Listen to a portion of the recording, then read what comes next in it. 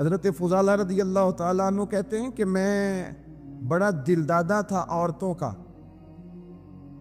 اور میرا ماحول یہ تھا کہ میں قتل بھی کر لیتا تھا، معاذ اللہ چوری بھی کر لیتا تھا، اور رات میری طبیعت تھی معاذ اللہ نئی سے نئی عورت کے پاس جانا۔ کہتے ہیں ابو جہل نے اعلان کیا کہ جو نبی پاک علیہ السلام کا سر اقدس معاذ اللہ کاٹ کے لائے گا، نقل کفر کفر نہ باشر، 100 سرخ اونٹ انعام ملے گا۔ تو میں نے ارادہ کر لیا کہ میں بہت سارا انعام حاصل کروں گا۔ حضرت فضالہ کہتے ہیں کہ میں نے خنجر تیار کیا اور میں نے بغل میں اس کو چھپایا، اوپر میں نے چادر اوڑھ لی۔ اب مجھے پتا تھا ظہر کی نماز کے بعد نبی پاک صلی اللہ علیہ وسلم طواف کعبہ کے لیے، بیت اللہ شریف کے طواف کے لیے جاتے ہیں۔ کہتے میں بھی اس طرف بڑھا، رستے میں وہ خاتون جس کے گھر میں نے رات آنا تھا، میں نے دروازے پہ دستک دی۔ میں نے کہا کہ تیار رہنا، آج میں بڑے پیسے لے کے آؤں گا۔ اسے میں نے یہ کہا اور پھر میں چلا گیا بیت اللہ شریف کا طواف کرنے۔ کہتے ہیں اللہ کے محبوب بھی طواف کر رہے تھے تو میں نے بھی طواف شروع کر دیا۔ ارادہ یہ تھا کہ جہاں نبی پاک علیہ السلام میرے قریب سے گزریں گے تو موقع پا کر میں حضور کے جسم اقدس پر خنجر کھوپ دوں گا اور معاذ اللہ شہید کر دوں گا۔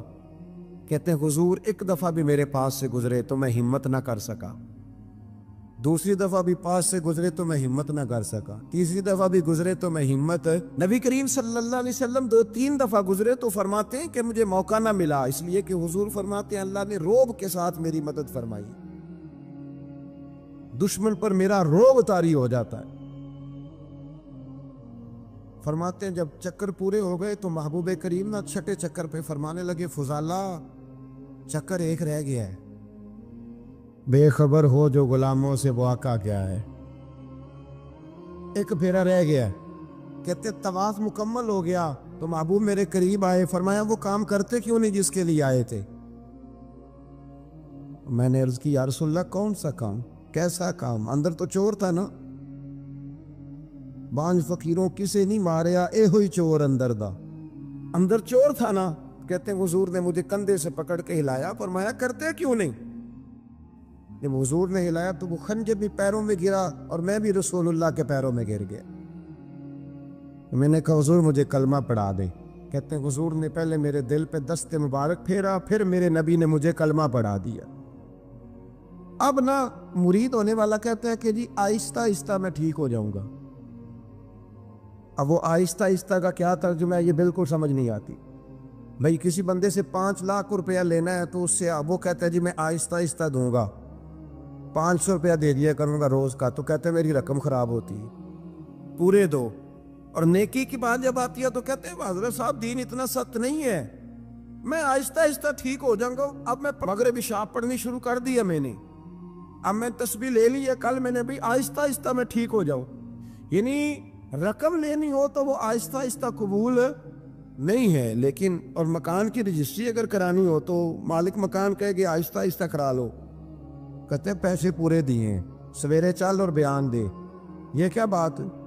حضرت فضالہ کہتے ہیں ابھی میں نے کلمہ پڑھا، ابھی میں واپس آیا، رستے میں وہ بی بی کھڑی تھی، کہتے ہیں میں وہ شخص تھا کہ عورتیں مرتی تھی میرے اوپر، اور کسی کی جرت تھی کہ وہ آئے بائیں شائیں کرے، لیکن فرماتے ہیں میں بی بی کے پاس سے گزر گیا۔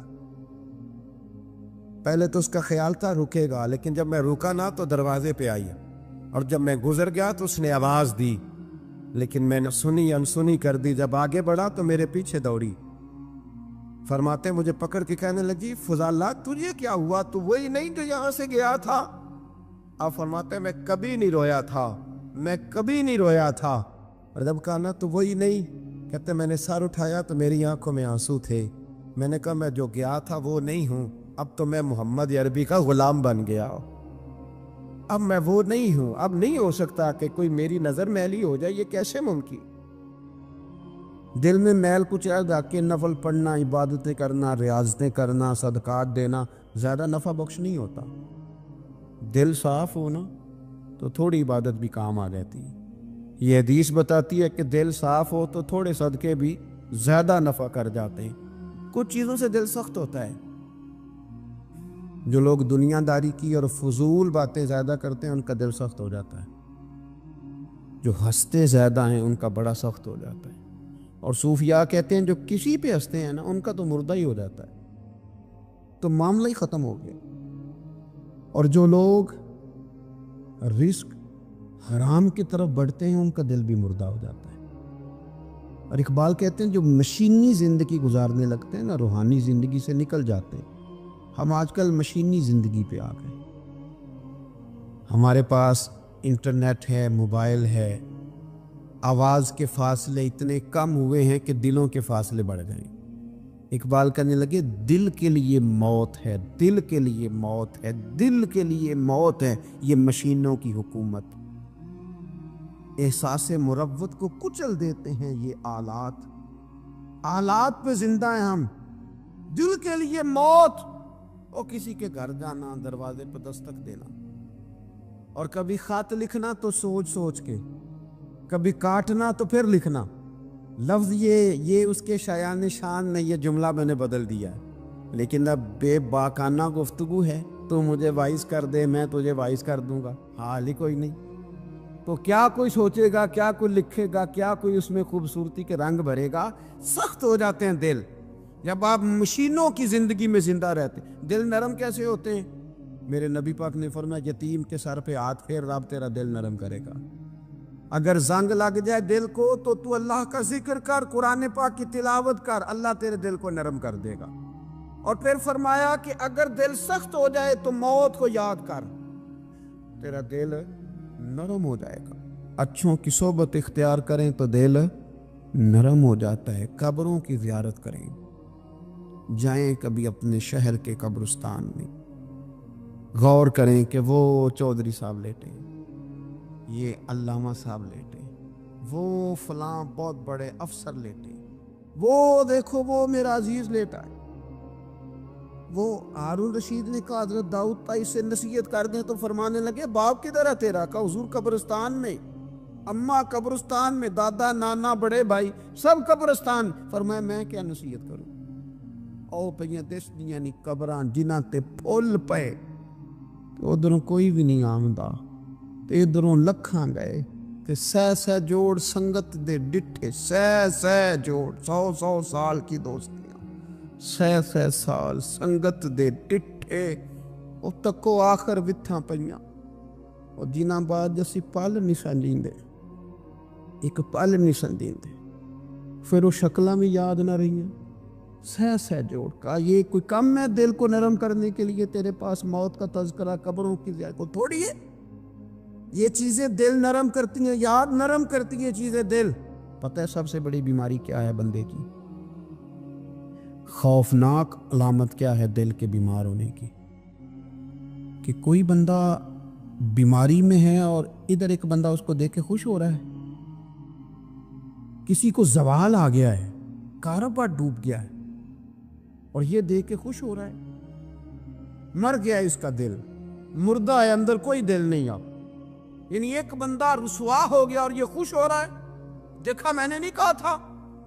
جب کوئی کسی کی رسوائی، کمزوری اور کسی کے زوال پر راضی ہونے لگے تو پھر سمجھ لے کہ اس کا حال اتنا برا ہو گیا ہے کہ اب یہ اخلاقی طور پر مردہ زندگی گزار۔ ہمارا اب یہ حال ہے کہ ہم لوگوں کے دکھوں پر ہنسنے لگے۔ ہم کسی کے ہاں کوئی شخص تکلیف میں آتا ہے تو ہم اس کو کہکہوں میں اڑاتے ہیں۔ یارو زندہ قومیں یہ کام نہیں کرتی، زندہ قومیں یہ کام نہیں کرتی۔ میرے نبی پاک صلی اللہ علیہ وسلم نے فتح کے موقع پر بھی گردن کو جھکا کے بتایا کہ جب رب عروج دے تو پھر اللہ کی بارگاہ میں جھک جایا کرو۔ کسی شخص کے پتہ ہے، ایک حدیث سنو، یہ مسلم شریف میں موجود ہے، حضور نے فرمایا ایک بندہ گناہ کرتا تھا پھر اس نے توبہ کر لی، اگر کسی نے دوبارہ اسے وہ گناہ یاد کرایا کہ تو یوں ہوتا تھا، اگر کسی نے اسے دوبارہ گناہ یاد کرایا تو یاد کرانے والے کو اللہ سزا کے طور پر مرنے سے پہلے پہلے اس گناہ میں مبتلا کر دے گا۔ خفیہ تدبیر آئے گی اللہ۔ جس کو اللہ نے معاف کر دیا، زمین آسمان بھول گئے، فرشتوں کے دفتر سے اس کا گناہ محو کر دیا گیا، تو نے کیوں یاد رکھا؟ لیکن ہمارے دل اس طرح کے ہیں، خیر کی خبریں نہیں دیتے ہم خیر کی خبر نہیں دیتے، مثبت بات نہیں کرتے، ہمارے رویے دوسروں کے بارے میں سخت ہیں۔ یعنی بہو سے داماد سے اختلاف ہو گیا، پھر اس نے معافی مانگ لی، پھر ہم نے معاف کر دیا، پھر 1 سال کے بعد دوبارہ لڑائی ہوئی تو پچھلی بات دوبارہ یاد کرنی چاہیے تھی، اس کی تو معافی دے دی تھی آپ نے، لیکن آپ نے پھر یاد کر لی وہ بات۔ اس کا مطلب ہے آپ نے صلح کی تھی، دل صاف نہیں کیا تھا۔ دل جب آپ صاف کر لے تو پھر معاملہ ختم ہو گیا، پھر آپ پھر نکال پھینکے ساری چیزیں۔ مسند امام احمد بن حنبل میں حدیث ہے، حضرت انس بن مالک رضی اللہ تعالیٰ عنہ کہتے ہیں میں بھی بیٹھا تھا، حضرت عبداللہ ابن عمر رضی اللہ تعالیٰ عنہ بھی حضور کی بارگاہ میں بیٹھے تھے۔ نبی پاک صلی اللہ تعالیٰ علیہ وسلم نے فرمایا ابھی ایک شخص تمہارے پاس آنے والا ہے، تیاری کر لو، آنے والا جنتی ہے۔ کہتے ہیں ایک شخص اندر داخل ہوا تو سادہ سا بندہ، داڑھی سے پانی کے قطرے گر رہے، جوتے ہاتھ میں پکڑے یا بغل میں دبائے، وہ آ گیا، حضور سے بات چیت کی، چلا گیا۔ ہم بڑے خوش تھے کہ کمال نہیں ہو گیا، جس کو حضور نے دنیا میں جنت کی بشارت عطا کر دی۔ اگلے دن اس نے اتفاق، ہم اسی جگہ اسی حال میں بیٹھے تھے کہ پھر محبوب نے فرمایا ابھی ایک بندہ آنے لگا، جنتی ہے۔ کہتے ہیں وہ بندہ آیا تو دیکھ کے حیران ہو گئے، یہ تو وہی کل والا ہی بندہ ہے، اسی طرح داڑھی سے پانی کے قطرے گر رہے ہیں، جوتے اس کی بغل میں آ کے بیٹھ گیا۔ تیسرے دن اللہ کی قدرت ہم وہیں بیٹھے تھے، پھر حضور نے فرمایا بندہ آنے لگا، زیارت کر لو، تیاری کر لو، بندہ جنتی ہے۔ وہی بندہ آیا جو پہلے 2 دن آیا تھا۔ حضرت عبداللہ ابن عمر کہتے ہیں کہ وہ حضور سے کوئی بات چیت کر کے جانے لگا تو میں اس کے پیچھے ہو گیا۔ میں نے اس کو جا کے سلام کے بعد کہا کہ یار میں تیرا مہمان بننا چاہتا ہوں، 3 راتوں کے لیے رکھ لو گے؟ اب محلہ بھی ایک، شہر بھی ایک۔ اس نے کہا جی ٹھیک ہے آ جائیں، جو میرے پاس روکھا سوکھا ہوگا پیش کر دوں گا۔ فرماتے ہیں 3 راتیں 3 دن میں اس کے پاس رہا، میں جاننا چاہتا تھا کہ کون سی ایسی عبادت کرتا ہے اس کی وجہ سے 3 دن حضور نے جنت کی بشارت اس کے لیے دی، اعلان فرمایا۔ کہتے ہیں میں نے کوئی غیر معمولی چیز نہیں اس کے اندر دیکھی، کوئی انوکھی عبادت نہیں دیکھی۔ عشاء پڑھتا، فجر تک سویا رہتا، میں تہجد کے وقت اٹھتا، نفل پڑھتا۔ 3 راتیں یہ ہوتا رہا۔ ہاں جب وہ کروٹیں بدلتا تو اللہ اکبر کہتا، باقی وہ سویا ہے، فجر میں اٹھا ہے، صدقہ بھی وہ خاص نہیں اس نے دیا، خیرات بھی میں اس سے زیادہ کرتا رہا، مجھے کوئی خاص چیز نظر نہیں آئی۔ تیسرے دن میں جانے لگا تو میں نے اسے کہا یار سن، مجھے کوئی ضرورت نہیں تھی تیرے گھر میں قیام کرنے کی، میرا گھر قریب ہی ہے۔ وہ تو کمال یہ ہے کہ نبی کریم علیہ السلام نے اپنی زبان فیض ترجمان سے، یعنی وہ زبان جس کو سب کن کی کنجی کہیں، اس کی نافذ حکومت پہ لاکھوں سلام، حضور نے 3 دن تجھے مسلسل جنتی کہا ہے۔ میں تو دیکھنے آیا تھا کہ تیرے اندر کوئی عمل ہو تو میں بھی وہ شروع کروں۔ تو وہ کہنے لگا یہی ہے جو آپ نے دیکھ لی ہے، فرض نماز ہی پڑھتا ہوں، روٹین کے کام ہی کرتا ہوں، کوئی خاص چیز تو میرے پاس کوئی نہیں۔ حضرت عبداللہ ابن عمر فرماتے ہیں میں نے تو سمجھا کہ میں تو اس سے زیادہ خیر کے کام کرتا ہوں۔ اب میں سوچتا ہوا وہاں سے نکلنے لگا کہ پھر کیا خاص بات ہے جو نبی پاک نے 3 دفعہ اسے جنتی کہا ہے۔ جب میں نکلنے لگا نا، دروازے پہ مڑنے لگا تو اس نے آواز دی، کہا یار سنو ایک بات یاد آئی ہے۔ میں نے کہا وہ کون سی؟ کہنے لگا یار جب سے بالغ ہوا ہوں نا، جب سے اللہ نے توفیق اسلام دی ہے، میں نے جب بھی اپنا دل دیکھا ہے نا، جب بھی میرے دل میں کسی کے لیے حسد کوئی نہیں، کوئی عداوت نہیں، کوئی بغض نہیں، کوئی کینہ نہیں، کوئی کیا کر رہا ہے، میرے دل میں سب کے لیے خیر ہی ہے، دل میرا صاف ہے، اس کے علاوہ نہیں مجھے پتا کیا عمل ہے۔ حضرت عبداللہ بن عمر کہتے ہیں پھر مجھے سمجھ آ گئی ہے، یہ جو تیرے دل کی صفائی ہے نا، یہ بنیاد بن گئی ہے جس کی بنیاد پر نبی پاک نے تجھے 3 دفعہ جنت کی بشارت عطا فرمائی ہے۔ تو امام غزالی رحمۃ اللہ علیہ فرمانے لگے کہ اگر آئینے پہ گرد پڑ جائے تو اس میں عکس صحیح نظر نہیں آتی، آئینے صاف پھر اس پہ عکس نظر آتے۔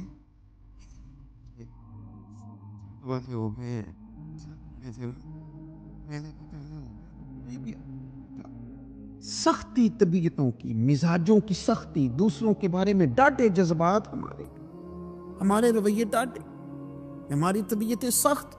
حضرت عبداللہ ابن مسعود رضی اللہ تعالیٰ عنہ نے ایک شخص کو جنازے کے موقع پہ ہنستا ہوا دیکھ لیا، فرمایا آج کے بعد تیرے ساتھ کلام نہیں کروں گا۔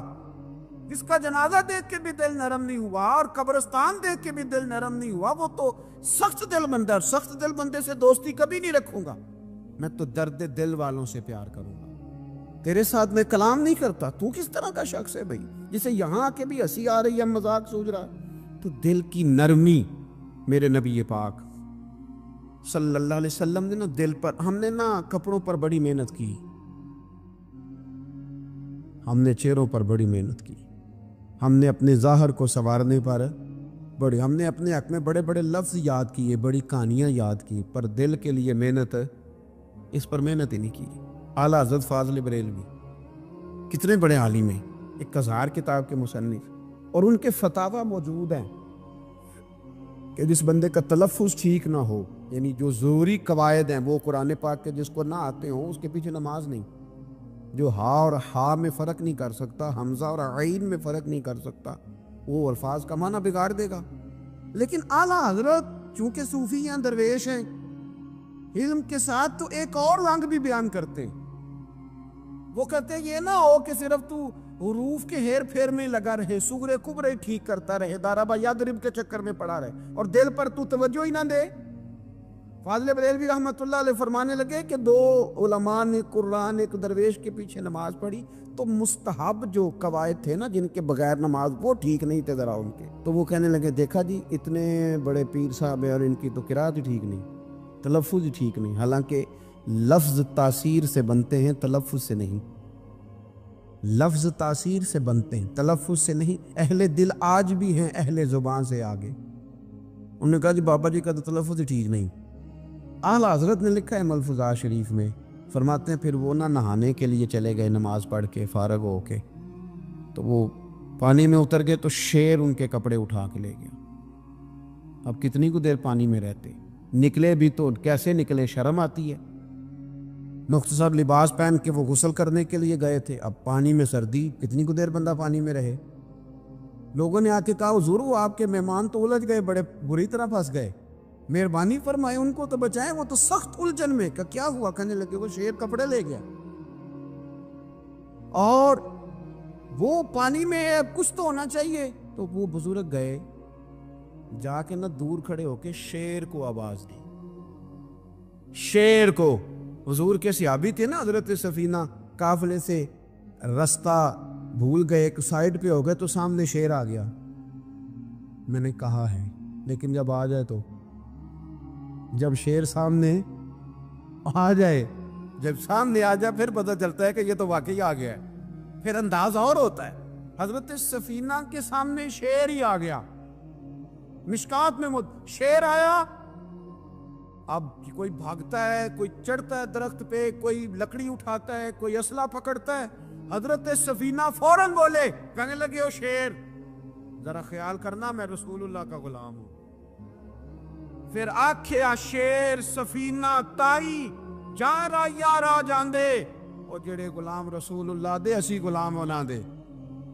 شیر دم لاتا رستہ چھوڑ گیا، اور بابا جی بھی گئے۔ فاضل بریلوی کہتے ہیں شیر کو آواز دی، شیر دوڑا آیا، آگے کہنے لگے وہ ہمارے مہمانوں کے کپڑے لے گئے تو یہ شرم نہیں آتی؟ تو شیر کپڑے اٹھا کے واپس لایا۔ ان علماء کو، حضرات علماء کو کپڑے پیش کیے۔ جب ان کو پیش کیے تو پیش کرتے ہی بزرگ پھر فرمانے لگے، کہنے لگے مولانا تم نے لفظ سیدھے کیے ہیں، میں نے دل سیدھا کیا ہوا ہے۔ تم نے محنت کر کے لفظ ٹھیک کیے ہیں، لیکن میں نے دل ٹھیک کیا ہے۔ دل پاک ہوئے تے پاک ہی ملدا ہے، تے بنا پاکوں پاک نہیں ملدا۔ سارے جسم دے دھوون نالوں ایک ٹکڑا دھول ہے دل دا۔ حضرت سلطان باؤ رحمت اللہ علیہ فرمانے لگے دل کالے نالوں منہ کالا چنگا، دل کالے نالوں منہ کالا چنگا، جے کوئی رمز پچھانے۔ اگر کسی کو بات کی سمجھ آئے، دل نہیں سیاہ ہونا چاہیے، منہ ہو بھی جائے تو کام چل جاتا ہے۔ تو اپنے دل کی صفائی پر دیکھے میرے نبی پاک علیہ وسلم نے ارشاد فرمایا کہ رب نہ تمہارے مال دیکھتا ہے نہ چہرے دیکھتا ہے، رب تو تمہارا دل دیکھتا ہے۔ اور امام غزالی حدیث لائے ہیں، حضرت عمر فاروق رضی اللہ تعالیٰ عنہ فرماتے ہیں کسی نے حضور صلی اللہ علیہ وسلم سے پوچھا کہ رب آسمانوں میں کہ زمینوں میں؟ جلوے تیری ذات کے کو وقوع ہیں، جدھر دیکھتا ہوں ادھر تو ہی تو ہے۔ اللہ زمینوں میں کہ آسمانوں میں؟ تو حضور فرمانے لگے رب تو بندہ مومن کے دل میں رہتا ہے، اللہ تو مومن کے دل میں ہے، مومن کے دل میں۔ کتنا بڑا ہے وہ دل جس میں رب ہے، رب کی یاد ہے، رب کی محبت ہے۔ اس لیے حضرت عمر فرمایا کرتے تھے میں نے دل کی آنکھوں سے اپنے مالک کی زیارت کی ہے۔ اور اقبال نے شاید اسی لیے مشورہ دیا تھا کہ دل بینا بھی کر خدا سے طلب، آنکھ کا نور دل کا نور نہیں، اللہ سے آنکھوں والا دل مانگ، اندھا نہ ہو جائے کئی طرح دل، دل بینا بھی کر خدا سے طلب، آنکھ کا نور دل کا نور نہیں۔